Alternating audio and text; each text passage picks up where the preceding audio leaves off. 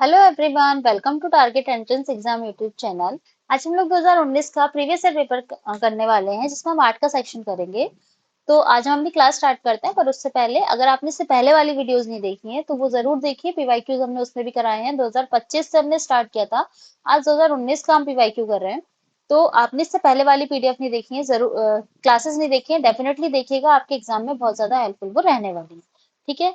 और class start करने से पहले एक छोटी सी इन्फॉर्मेशन कि अगर आपको 2025 से 2016 तक के, मतलब 2016 से 2025 तक के सारे पीवाईक्यूज चाहिए, चाहे आप आर्ट सेक्शन से हो, चाहे आप साइंस बैकग्राउंड से हो। ठीक है, मतलब आपका जो सब्जेक्ट स्पेसिफिक सेक्शन आता है वो आर्ट का हो या साइंस का हो, आप पीडीएफ एक्सेस कर सकते हैं विद एक्सप्लेनेशन। आपको करना क्या है, इस नंबर पे आप मैसेज करिएगा और ₹39 का एक मिनिमल सा पेमेंट करना है आपको। आपको सर क्यूआर प्रोवाइड करवाएंगे, उसके बाद आप उस क्यूआर पे ₹39 का एक मिनिमल सा पेमेंट करने के बाद आपको वो पीडीएफ एक्सेस मिल जाएगा। ठीक है, उसमें आपको पीवाईक्यूज मिलेंगे विद एक्सप्लेनेशन। और इस क्लास की पीडीएफ आपको टारगेट एंट्रेंस एग्जाम एप्लीकेशन पे जाके मिलेगी, प्ले स्टोर से उसको डाउनलोड कर लीजिएगा। ठीक है, क्लास स्टार्ट करते हैं आज की। आज का हमारा पहला क्वेश्चन है, लंगर की परंपरा किसने आरंभ की? गुरु नानक, गुरु अंगद, गुरु रामदास या गुरु गोविंद सिंह? तो जो लंगर की परंपरा है वो किसने आरंभ करी थी? गुरु नानक ने आरंभ की थी। ठीक है, तो ए इसका बिल्कुल सही आंसर हो जाएगा। ठीक है, यानी ए इसका बिल्कुल सही आंसर हो जाएगा। Next question. अच्छा, गुरु नानक ने लंगर की परंपरा आरंभ करी थी, और गुरु अंगद ने, जिन्हें गुरु लहना भी बोलते हैं, उन्होंने लंगर व्यवस्था को स्थायी बनाया था। दोनों अलग अलग क्वेश्चन है, तो हमारा इस क्वेश्चन का आंसर क्या हो जाएगा? गुरु नानक देव। ठीक है। 52 क्वेश्चन है, मुगल शासन के दौरान एक कोतवाल का सही भूमिका क्या थी? मुगल शासन में एक कोतवाल जो होता था उसकी सही भूमिका क्या थी, मतलब वो वहां पे क्या काम करता था? युद्ध के लिए सेना का नेतृत्व करना, राजकोष को बनाए रखना, राजस्व एकत्रित करना, या कानून और व्यवस्था बनाए रखना। जो कोतवाल होता था वहां पे, उसमें कानून व्यवस्था बनाए रखने की उसकी जिम्मेदारी होती थी वहां पे। ठीक है, तो क्या आंसर हो जाएगा? डी इसका बिल्कुल सही आंसर हो जाएगा। नेक्स्ट क्वेश्चन है हमारा, आईने अकबरी किसने लिखी? आईने अकबरी किसके द्वारा लिखी गई है? फैजी, बीरबल, अबुल फजल या मुल्ला दो प्याजा? तो किसके द्वारा लिखी गई है? अबुल फजल के द्वारा। तो सी इसका बिल्कुल सही आंसर हो जाएगा। देखो यहाँ पे दिख भी रहा होगा अबुल फजल, है ना? तो क्या आंसर हो जाएगा? सी इसका बिल्कुल सही आंसर हो जाएगा। नेक्स्ट क्वेश्चन, निम्नलिखित किसके शासनकाल में मुगलों और मराठों के बीच द्वंद्व प्रारंभ हुआ? मतलब मुगलों और मराठों के बीच थोड़ी लड़ाइयां होनी स्टार्ट हुई, किसके शासनकाल में? अकबर, जहांगीर, शाहजहां या औरंगजेब? तो किसके शासनकाल में हुई थी? औरंगजेब के शासनकाल में। ठीक है, तो डी इसका बिल्कुल सही आंसर हो जाएगा। डी इसका बिल्कुल सही आंसर हो जाएगा। नेक्स्ट क्वेश्चन, हंटर आयोग ने किसके विकास पर अधिक बल दिया? हंटर आयोग ने किसके विकास पर अधिक बल दिया? प्राथमिक शिक्षा, माध्यमिक शिक्षा, स्त्री शिक्षा या तकनीकी शिक्षा? तो हम ये क्वेश्चन ऑलरेडी कर चुके हैं, पर इसका तरीका थोड़ा अलग था। तो सही आंसर हमारा क्या हो जाएगा? ए, ऑल इसका सही आंसर हो जाएगा। पीवाईक्यू में हम ये क्वेश्चन कर चुके हैं। नेक्स्ट क्वेश्चन पे आते हैं। नेक्स्ट क्वेश्चन है हमारा, देखो, हंटर शिक्षा आयोग की स्थापना ब्रिटिश शासनकाल में लॉर्ड रिपन द्वारा 1882 में की गई थी। लॉर्ड रिपन द्वारा। ठीक है। चार्ल्स वुड के घोषणा पत्र द्वारा शिक्षा के क्षेत्र में हुई प्रगति की समीक्षा के लिए सरकार ने विलियम विल्सन हंटर की अध्यक्ष में इस आयोग की नियुक्ति की थी। हंटर शिक्षा आयोग के प्राथमिक और माध्यमिक शिक्षा की समीक्षा तक ही सीमित रखा गया था। इस आयोग ने प्राथमिक स्तर पर शिक्षा के महत्व पर अधिक बल दिया था। उन्होंने स्थानीय भाषा और उपयोगी विषय में शिक्षा देने का सुझाव दिया। ठीक है, ये हमारा थोड़ा एक्सप्लेनेशन हो जाता है इसका। 56 क्वेश्चन है, सिपाही विद्रोह किस वर्ष हुआ था? सिपाही विद्रोह किस वर्ष हुआ था? 1920, 1857, 1935 या 1842? तो किस वर्ष हुआ था? 1957। ठीक है, 1957 का जो विद्रोह है उसे सिपाही विद्रोह के नाम से भी जाना जाता है। ठीक है, नेक्स्ट क्वेश्चन पे आते हैं। 19 हाँ देखो, एक्सप्लेनेशन है, 1957 के विद्रोह को सिपाही विद्रोह के नाम से भी जाना जाता है। कैनिंग सरकार ने 1857 सॉरी, अगर मैं 1957 बोला हो तो 1857 में सैनिकों के प्रयोग के लिए ब्राउन बैस के स्थान पर एनफील्ड राइफल का प्रयोग शुरू करवाया था, जिसमें कारतूस को लगाने से पूर्व दांत से खींचना पड़ता था। चूंकि कारतूस में गाय और सुअर दोनों की चर्बी लगी थी, इसलिए हिंदू और मुस्लिम सैनिक भड़क उठे। परिणाम स्वरूप 1857 के सिपाही विद्रोह की शुरुआत हुई। बहुत इंपॉर्टेंट, एक्सप्लेनेशन भी बहुत इंपॉर्टेंट है, साथ ही इससे रिलेटेड क्वेश्चन डेफिनेटली आपके एग्जाम में आता है, चाहे वो 1857 का विद्रोह पूछे, चाहे वो सिपाही विद्रोह के नाम से ये पूछ ले, पर इससे क्वेश्चन आपके एग्जाम में जरूर आता है। नेक्स्ट क्वेश्चन, रामकृष्ण मिशन का मुख्यालय कहाँ स्थित है? मुंबई, चेन्नई, बेलूर मठ या कुंभकोणम? तो रामकृष्ण मिशन का जो मुख्यालय है वो कहाँ पर स्थित है? वो स्थित है बेलूर मठ में, यानी सी हमारा बिल्कुल सही आंसर हो जाएगा। ठीक है, नेक्स्ट क्वेश्चन, पश्चिम बंगाल में है ये बेलूर मठ, वहां पर। फिर नेक्स्ट क्वेश्चन है हमारा, भारतीय राष्ट्रीय कांग्रेस के अधिवेशन की सर्वप्रथम किस मुसलमान ने अध्यक्षता की थी? लियाकत अली खां, सर सैयद अली खां, मौलाना आजार या बदरुद्दीन तैयब जी? तो क्या आंसर हो जाएगा? सही आंसर है इसका, किसने करी थी? बदरुद्दीन तैयब जी ने। ठीक है, डी इसका बिल्कुल सही आंसर हो जाएगा। नेक्स्ट क्वेश्चन, खुदीराम बोस को ब्रिटिश न्यायाधीश मजिस्ट्रेट डैश की हत्या के प्रयास के लिए फांसी दी गई थी? किंगफोर्ड, शोर, क्लार्क या बॉर्ले? तो खुदीराम बोस को किस ब्रिटिश न्यायाधीश मजिस्ट्रेट की हत्या के लिए फांसी दी गई थी? किंग्सफोर्ड, यानी ए बिल्कुल सही आंसर हमारा हो जाएगा।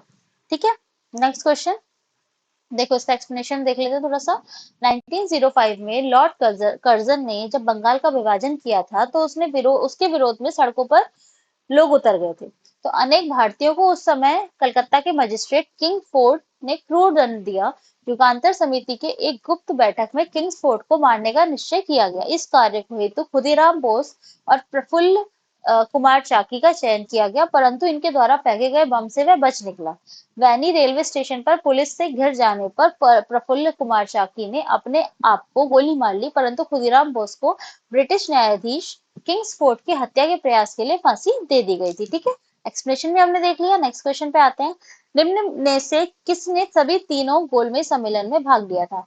मदन मोहन मालवीय, एनी बेसेंट, महात्मा गांधी या बी आर अम्बेडकर? देखो, गोलमेज सम्मेलन के बारे में मैंने ही पहले ही आपको बताया था कि करके जाना है डेफिनेटली, कहीं ना कहीं क्वेश्चन आपके आ ही रहे हैं, हर अल्टरनेट ईयर में तो आ ही रहे हैं। तो 60 क्वेश्चन का क्या आंसर हो जाएगा? इनमें से किसने तीनों गोलमेज सम्मेलन में भाग लिया था? आंसर हो जाएगा बी आर अम्बेडकर, यानी डॉक्टर भीमराव अम्बेडकर, डी सही आंसर हो जाएगा। देखो, लिस्ट भी देख लो, बहुत जरूरी है, गोलमेज सम्मेलन करके जाना है आपने। तीनों गोलमेज सम्मेलन में डॉक्टर भीमराव अम्बेडकर ने भाग लिया था, ये हमारा पॉइंट हो जाता है। प्रथम गोलमेज सम्मेलन 12 नवंबर 1930 से 19 जनवरी 1931 तक। वैसे डेट आपसे कोई पूछेगा नहीं, लेकिन हाँ, आप थोड़ा सा इसको देख के जाएंगे। स्थान आप देख लेना, उद्घाटन आप देख लेना किसने किया था, प्रतिनिधियों की संख्या, और दलितों की तरफ से बी आर अम्बेडकर शामिल हुए थे। ठीक है, और फिर द्वितीय गोलमेज सम्मेलन देख लेना, और तृतीय गोलमेज सम्मेलन भी आप जरूर देख लेना, जरूरी है, इंपॉर्टेंट क्वेश्चन है ये। 61 क्वेश्चन है आपका, निम्नलिखित में से किस नेता को नेताजी कहा जाता था बताइए? गोपाल कृष्ण गोखले, सुभाष चंद्र बोस, मोहम्मद अली जिन्ना या महात्मा गांधी? बहुत इजी क्वेश्चन, सुभाष चंद्र बोस, कहते हैं नेताजी सुभाष चंद्र बोस, तो बी सही आंसर हो जाएगा। ठीक है, अच्छा, थोड़े उपनाम और देख लेते हैं। मोहम्मद अली जिन्ना का उपनाम था कायदे आजम। ठीक है, और महात्मा गांधी राष्ट्रपिता। ठीक है, देख लेना इनको, ऐसे क्वेश्चन भी आपके एग्जाम में आ जाते हैं। नेताजी सुभाष चंद्र बोस ने आजाद हिंद सरकार की स्थापना कब की? आजाद हिंद सरकार की स्थापना कब की?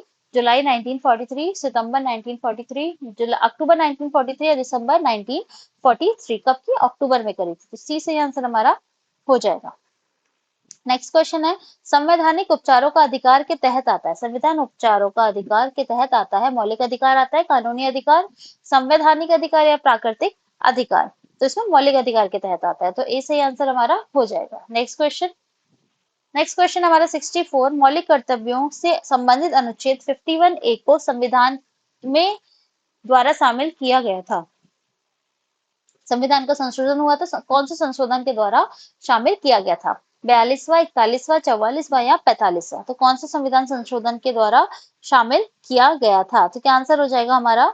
सही आंसर हमारा हो जाएगा 42, यानी 42वें संविधान संशोधन के द्वारा, ए सही आंसर हो जाएगा। नेक्स्ट क्वेश्चन है, भारत के किस राज्य के राज्यपाल के पद का आधिकारिक कार्यकाल कितने दिनों का होता है?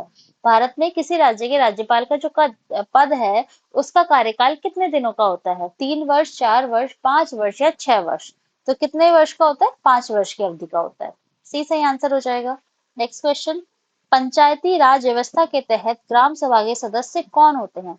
गांव के सभी सदस्य होते हैं, या गांव के सभी सदस्य जिनकी आयु 18 वर्ष से अधिक है और ग्राम पंचायत की मतदाता सूची में पंजीकृत है, वे होते हैं।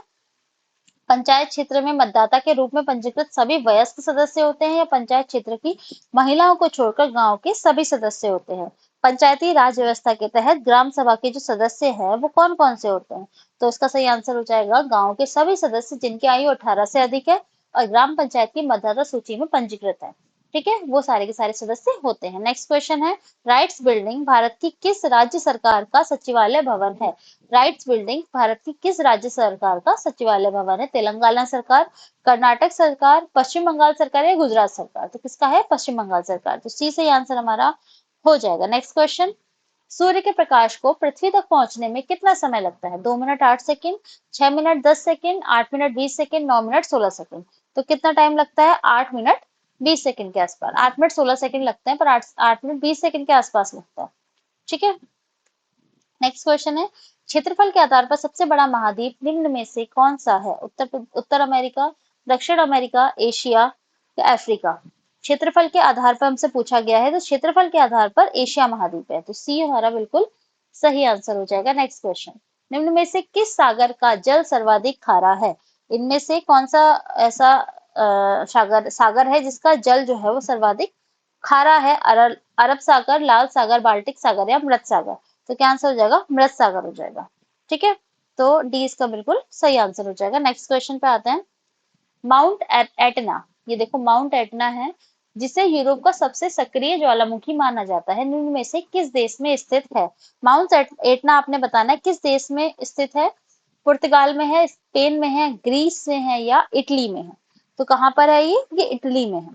ठीक है, इटली में है, तो डी इसका बिल्कुल सही आंसर हो जाएगा। नेक्स्ट क्वेश्चन, निम्न में से कौन सी नदी विषुवत रेखा को 2 बराबर पार करती है?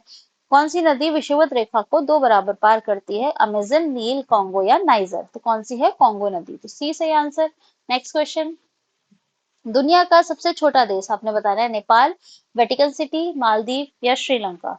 तो दुनिया का सबसे छोटा देश कौन सा है? वेटिकन सिटी है, तो बी सही answer. Next question, glacier express निम्न में से किस देश की प्रसिद्ध रेलगाड़ी है? देखो कितनी सुंदर है। ठीक है, ये किस देश की एक प्रसिद्ध रेलगाड़ी है? कौन सी बात से पूछिए? Glacier express. America, Norway, Bharat या स्विट्जरलैंड? देखो भारत में तो मुझे नहीं लगता किसी ने इसका नाम सुना होगा, तो एक ऑप्शन तो आप ऐसे भी कट कर सकते हो, तो ये स्विट्जरलैंड की है। ठीक है, तो डी इसका सही आंसर हो जाएगा। स्विट्जरलैंड की ये एक प्रसिद्ध रेलगाड़ी है। ठीक है, डी इसका सही आंसर हो जाएगा। ओके, तो 75 क्वेश्चन है हमारा, मैक्सिको की खाड़ी किसके द्वारा अटलांटिक महासागर से जुड़ी हुई है? मैक्सिको की खाड़ी किसके द्वारा अटलांटिक महासागर से जुड़ी हुई है? फ्लोरिडा संधि, ओट्रांटो संधि, कुक संधि या डोवर जल संधि? बताइए क्या आंसर हो जाएगा? मैक्सिको की खाड़ी और किससे जुड़ी? अटलांटिक महासागर से, फ्लोरिडा जल संधि के द्वारा। ठीक है, तो सही आंसर ए हो जाएगा। तो हमने आज 25 क्वेश्चन कंप्लीट करे हैं, नेक्स्ट क्लास में हम बचे कुछ क्वेश्चन कंप्लीट करेंगे।